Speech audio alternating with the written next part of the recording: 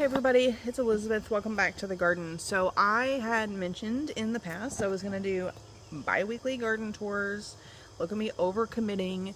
Okay, then summer energy hits and y'all, I honestly have not wanted to be in the garden much. It is so hot. So what happens when you're not in the garden? Weeds happen.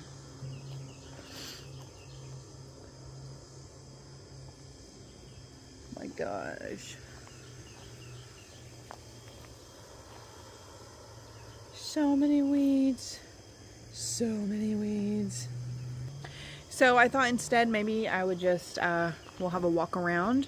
I'll show you a few things. Probably not going to try to look at everything. It's already hot. I'm out here early. By early, it's like 8 a.m. Already sweating. Summertime, I'm convinced, is just not the time. It's not the time to be physically present in the garden a lot. And it's like, okay, so you know I've been talking a lot about seasons and trying to like help myself like slow down in spring, not take on too much, even though I have like active get everything done spring energy, but I don't want to pressure myself. So I've done really well this spring. I did not take on too many projects. I got all my projects done, and I have been reminding myself like how the brain actually works. And that is that when we have open loops, unfinished projects, things we want to do, like we bought this stuff for the project, we've not done it yet. That's an open loop because it's something that we have physically prepared to do, but we've not done it. So the longer that we don't do it, it just drags on and on. For example, right now, my carrots in the cottage garden are ready to be harvested. I have my jars, I have everything. I literally have my pressure canner sitting on my dining room table. I've not done it yet. I've not harvested them because I know that when I start that process, because I plan to harvest them, wash them, can them all in one go. So I know that when I go to do that, it's going to be like a 3 to 4 plus hour process. And I just don't think I have the time during the week to do it. So now another weekend has come and gone. And I'm like, well, I haven't done it. So I'm going to have to wait until the next weekend. And I don't like that. That bothers me, stresses me out. On the subject of open loops, I did finish a project over here in the back of the cottage garden I've been putting off for forever. And that is, I painted our soffits here. So you know I did the project on the back of the house where we did new soffits, painted them and all that great stuff. Well, these had been needing to be painted for a long time. Finally got them done. You can see there's like a gap right here. So I need to come in and I need to screw this in. But either way, I'm really glad to have gotten that done. It was literally an eyesore. In order to do that, I had to cut back all of my hollyhocks, which it was time. I did save some to save for seed. And I've still got both of my ladders out here. I got the project done one day in like 30 minutes and I'm like, okay, bye. I must leave the area. It's just too hot. This blueberry is growing so much. You can see the new leaves are lighter. I had, what did I have here? A Stand By Me clematis planted on it. And it's down there. It's just really little and not growing. And then we've got this random, oh, there's a bug under there. Hi, buddy. This is Morning Glory. Started growing up it. And I'm like, okay, fine. You can stay. Yeah, just a mess. Let's see what's going on here. Zinnias, always great. This sunflower I'll take down soon. The Morning Glory over here on the arch is finally growing. I need to grab a chair again and get over here to fix this because it tries to, like last year, it just grew up to the top and I never did fix it to come to the side, and it was just like mass heavy in the center. So I'm gonna try and fix that this year before it gets too annoying. This right here, y'all, this is all weeds. They grow so fast. But yeah, that's all weeds. Okay, fig. She is doing great. This is the biggest it's ever been. Makes my heart happy. Yay. I don't expect it to fruit this year just because it had to come back from the ground entirely. So we'll see. We'll just keep an eye on it. Again, the way I can tell what's weeds is they have these little holes in them. They have the insect damage. Those are all weeds. This is my elderberry. And so, yeah, I can see my grasses. It's got this blue tint. There's another one of my grasses. Some of my white flowers over here are starting to flower. But yeah, need to come through here and weed again. And then these are starting to like really leaf up. So you can tell that's my flower. So like all these are weeds. These are weeds. This bed is actually really fast to weed. I've just not done it. It's maybe been about 2 weeks since I did it. And I've never mulched in here, so I feel like they just come in faster. But, oh, let me show you this great project my husband got done. Oh, so happy. Literally married like the most amazing partner for my life because he compliments me and he tolerates me. Okay, so see this? See where it's all dug up? We have our water line that we trenched in out here between the fire pit and the flagpole, and it runs out there, and there's a spigot in those woods for my husband's in-ground garden. And he came off of that line and brought a spigot over here to the pergola area. It's just no frills, minimal, just what we need. A literal spigot at ground level with a hose so that I can hand water the orchard. Amazing. I feel really optimistic that having water here now will help my trees out here to do so much better, because I have had to manually water them with a 2-gallon jug ever since they've been in, and most of these trees have been in like a year and a half now. And when I say had to water, I mean a lot of times I just didn't. I'd forget, didn't want to, because then if we've been in a drought, I want to give each tree 2 gallons. So then that's 1, 2, 3, 4, 5 at least trips back and forth to fill it up. A long time, especially when you're trying to do it regularly, because there are times in the summertime where we've gone 3 weeks without rain, even more. Now, what's ironic and funny and beautiful is ever since my husband put in the spigot, we've had so much rain. So I literally used it one time, which was the day he got it installed. And I only used it to water the new, right here, this is the pomegranate I moved from the other side of the yard.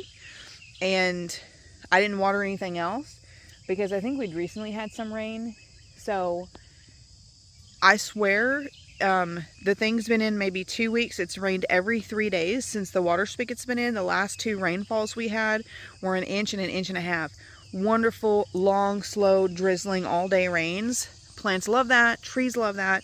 So I'm really optimistic that our apple trees out there that look scraggly and sad, that if I can supplement water when it's not raining, that maybe they'll finally thrive. Because nothing has thrived out here, nothing. So, and they get fertilizer. They don't get insect treatments, but they don't look eaten up. They're not pushing a lot of new leaves, and they're not growing. They're just not growing. So I'm hopeful that that will do something, because in fact, let me show you this one tree, because it looks like just in the last week or two, it looks like it's pushed new leaves from all this rain we've had. My husband just mowed last night, so there's loose grass on the ground, and I'm wearing flip-flops. I don't know if that's like an autism spectrum thing, but it really bothers me. I hate wet grass on my feet. If I'm wearing shoes, walking in it, whatever. But wearing shoes and then having grass on your feet or your toes, oh, it just really irritates me. Okay. So I'm glad I came over here to look at this, because look, this is a disease, probably a nutrient deficiency. It reminds me of like the copper something. So look at this. This is a bagworm.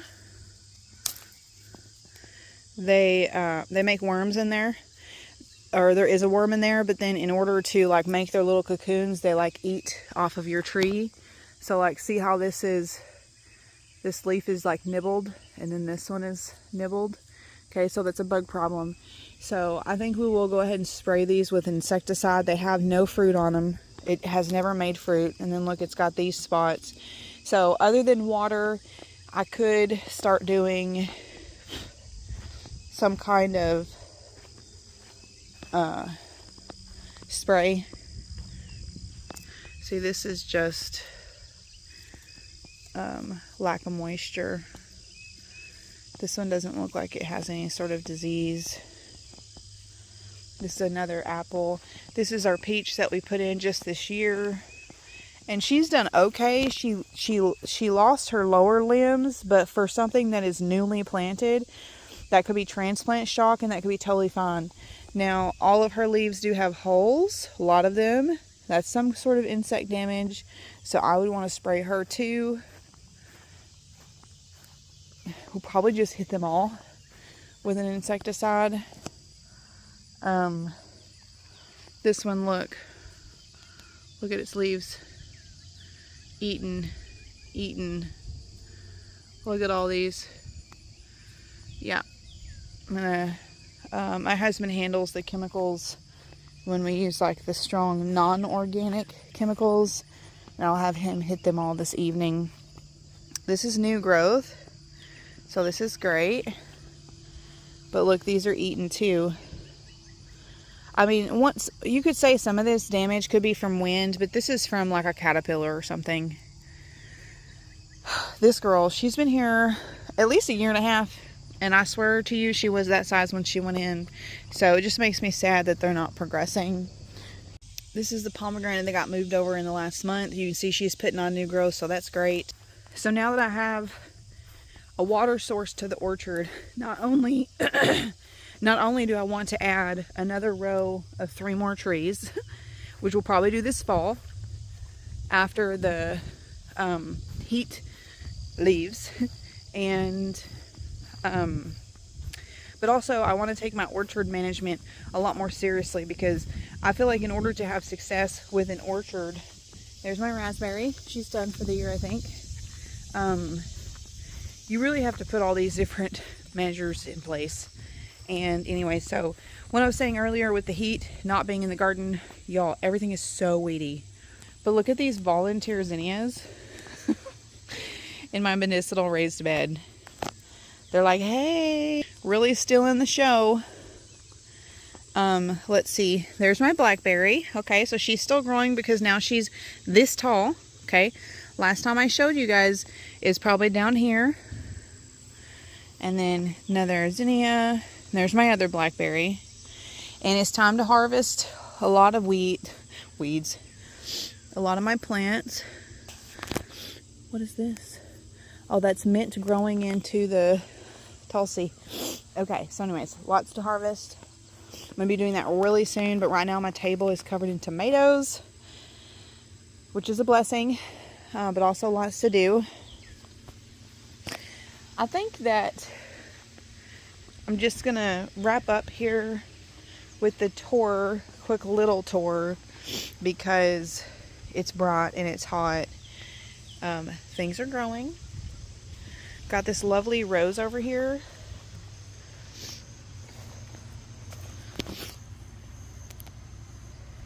Love these, like this just bicolor. That one's an older bloom.